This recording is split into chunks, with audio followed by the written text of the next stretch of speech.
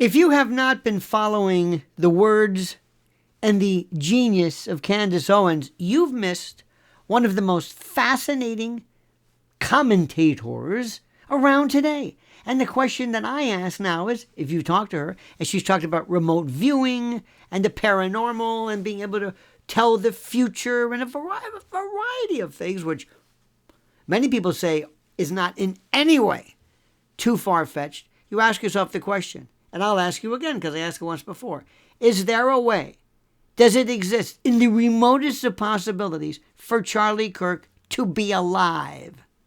It's called pseudocide, for those of you keeping track at home. Is it possible for him to be alive now, somewhere? Could all of that have been an act? Could the blood have been a squib? Could all of this, all of the production have been contrived and maybe not known by a lot of people? Remember Elizabeth Smart? Remember the young lady? There's a Netflix special of her. She was missing for a year and then popped back up again. She was gone. Is it possible for people to be gone for things that don't make any sense to occur? During 9/11, remember Muhammad Atta's passport? They found his passport on the ground intact. People believe that. They believe that a passport on the person of a hijacker in a plane that crashed into a building and caught on fire and blew up. Somehow, this fireproof asbestos passport was flung out of the window and it landed in pristine condition on the ground. Is that possible? How about the number of actual hijackers? Go back and look. Who were not rumored, but who said, I'm alive. I'm not dead. Do you want me to go on? Do you think this never happens? Do you think there are people who have never died, who have never been removed, or stories that were never followed through on? Is it possible? We are dealing with some of the darkest forces available and imaginable today. And Candace Owens has brought that to your attention.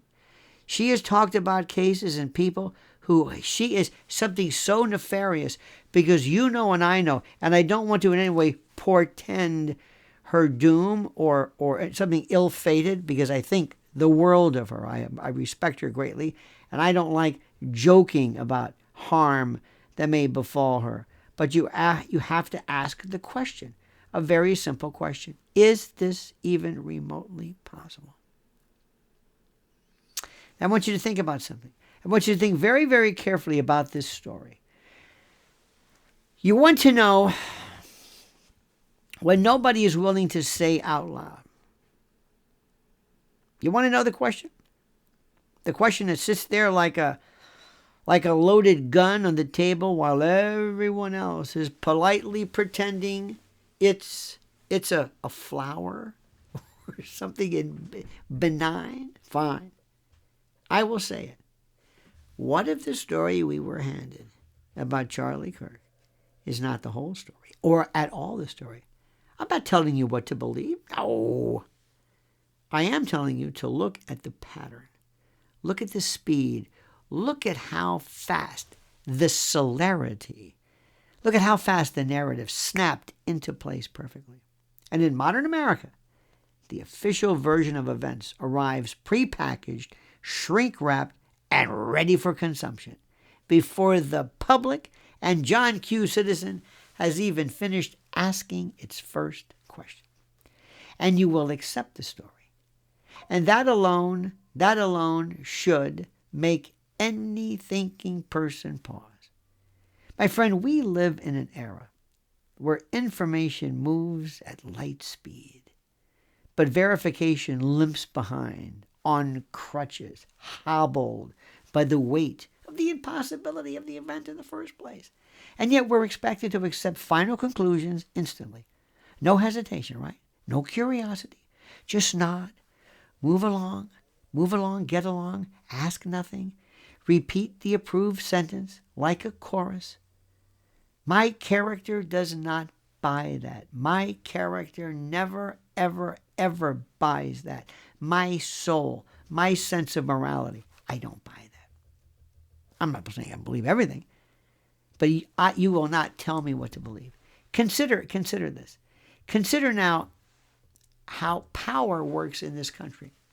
Large organizations, large groups do not merely react to events. They manage perception, and they manage your questions that you ask. They curate emotion, and they understand that controlling the narrative in the official story is often more important than controlling the facts on the ground and the facts before the public. Think about this. History is filled with moments where the public story and the private reality were separated by this huge gap. And governments and corporations and media executives and advocacy empires have all demonstrated a kind of an incredible talent, an incredible and remarkable talent for message discipline when their survival depends on it. That's what we're talking about right now. And when you talk about this, when you talk about people who might or might not be alive, things that supposedly happened before you, maybe they didn't happen.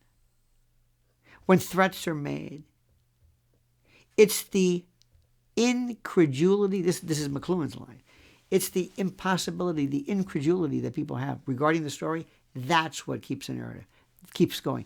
They tell you, this can't be. How do you know anything? I've talked to you before about this. How do you know that bin Laden was killed? How do you know that Saddam Hussein was killed? How do you know anything? How do you know anything? They talk about, well, it would be impossible to live elsewhere. No, it wouldn't. No, it wouldn't. What would you do?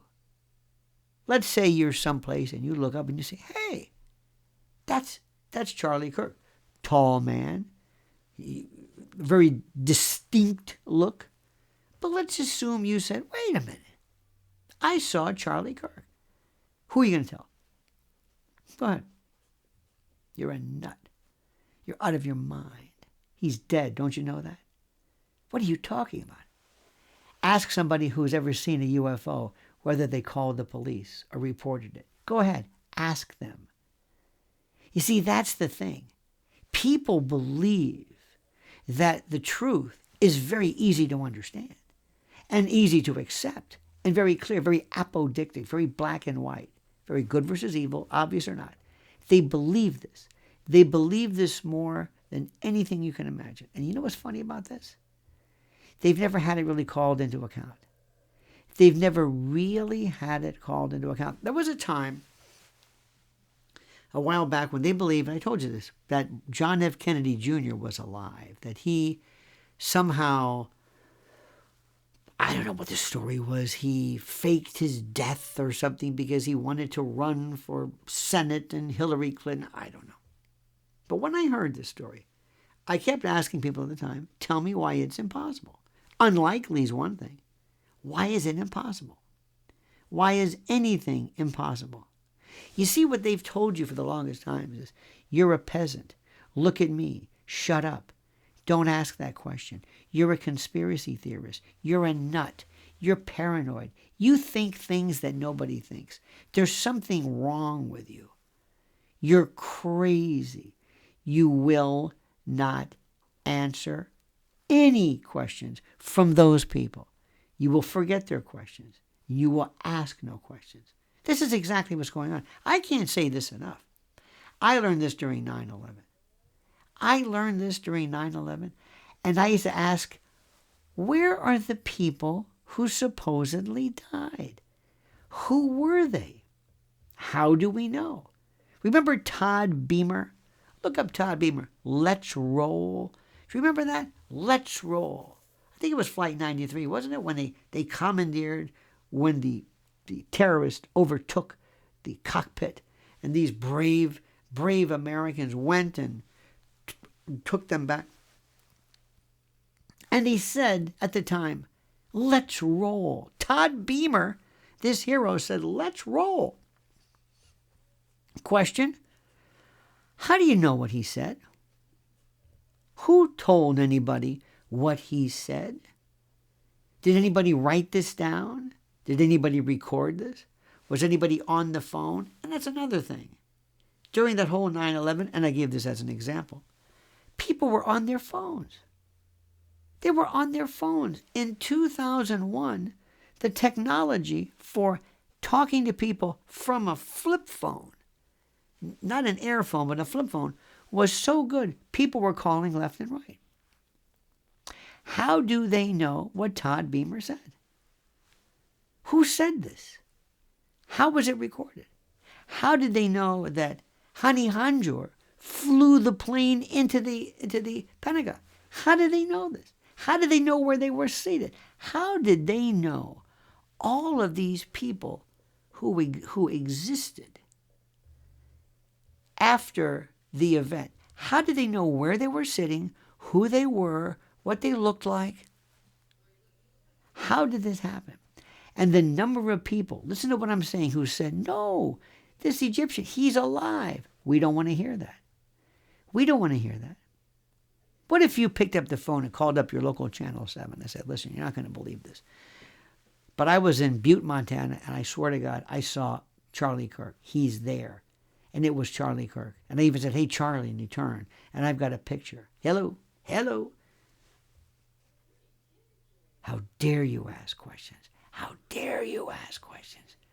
That's the official narrative. Don't go against the narrative. Don't you understand what I'm telling you? So let me go back and ask you the question. And do you think I'm crazy? Do I look crazy? Don't answer that. I'm not crazy. I haven't told you it's even possible. The question I'm thinking of is it impossible? And does the very fact that you were so sworn to repel any notion of this, does that ensure the fact that it could very well take place?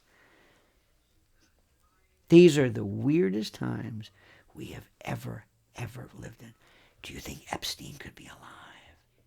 There were people who looked at the oracles of his ear, the pinna, the particular fold pattern, the unique, almost fingerprint-like style of the folds of the ear. And they said, that's not him. They compared pictures of the ear. There are people who believe that Joe Biden might have died before, and there was somebody walking around with a mask, that the new Joe Biden is taller. I've heard that there have been doubles for Melania. There were doubles for a lot of people. That sounds crazy, doesn't it? Right? Doesn't that sound crazy?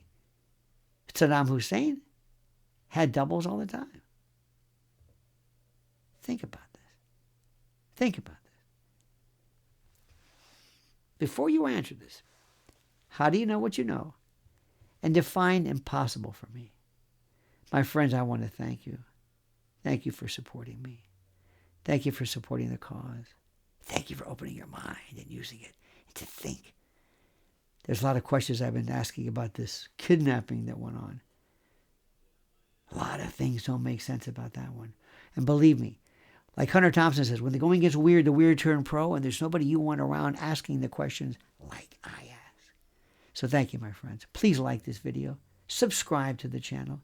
I've got some questions for you. Thank you for watching. And comment as you see fit.